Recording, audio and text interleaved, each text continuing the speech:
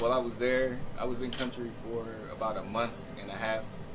And when it first started, I was inside our pharmacy and I was doing inventory on our medications. We were there with, I was IA, so I was with the Marine Squadron there. And I was doing inventory and I was listening to music, just counting pills and making sure everything's good, listening to music. And I heard something that sounded like an explosion. And I was like, alright, I turned my music off. I didn't hear anything again. And then I was like, alright. So I turned my music back on and I heard something else. So I was like, alright, this isn't right. So I cut my music off and I walked out into one of the hallways, but I didn't see anybody. It was around, it was starting to get dark, so there wasn't really too many people inside the building. So I walked around to see if I could see anybody, and I didn't see anybody. So I walked into the head, and there was somebody in the head. And I was like, "Hey, did you hear anything?" And they were like, "Yeah, it sounded like an explosion, but you really couldn't tell."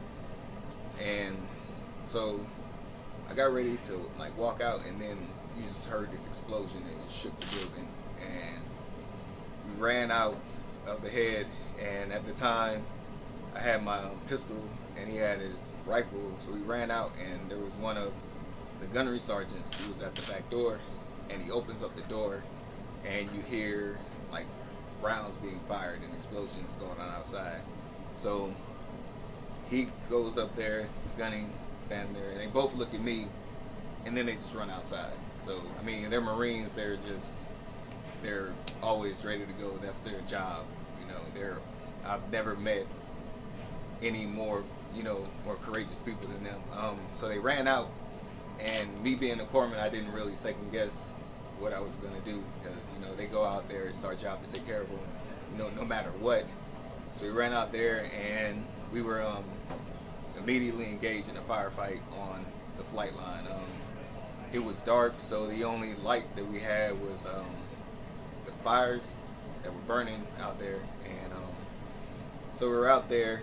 Just to fast forward a little bit, for about 2 hours. Well, they're moving up the flight line, and I have to watch my Marines go in case one of them gets hit, so I can go and render care to them. Well, my last Marine had went up, so I go behind them, and I get ready to move, and I see someone off in the distance. So I really couldn't see who it was or make it out, but they raised the weapon at me, so I fired, and the next thing I saw was like a spark, and I heard this whooshing sound, and I was like, oh, oh no. And then there was this explosion. It was like a blast. And after that, I was dazed, and I came to, and in my left eye, it was gray. So I'm rubbing it, and my vision would come back, and it would go back out again. So I rubbed my eye again, and it would go back out.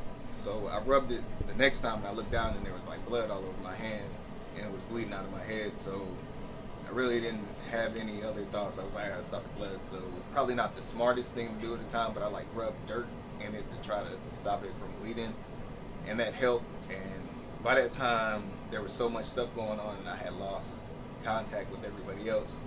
So I was like, well, I have to get up and I have to move, and adrenaline had kicked in, and I'm just going until I go up the flight line. They're still fighting, and someone grabbed me and pulled me into one of the bunkers that was there. And when they pulled me in the bunker, it was one of the other corpsmen there, and he's shining the light. He's looking at me. He's like, "Are you okay?" And I'm like, "Yeah, fine. I'm fine. He's like, "No, you're not." And I'm like, "No, I'm good. I'm good." So I'm thinking he's just talking about the blood on my face and my hand, and he's like, "No, that's not it." So he shines this light on my boot, and I have this piece of metal just sticking out of my foot like this. So I'm like, oh, and then I started to get a little nauseous. He's like, "We got to take this out," and I was like, "We can't." But it was bleeding so much that he ended up cutting my boot out, and they took it out, and they were wrapping my foot. So we were out there for a while, and then they ended up getting us inside one of the little buildings, and they were securing the perimeter.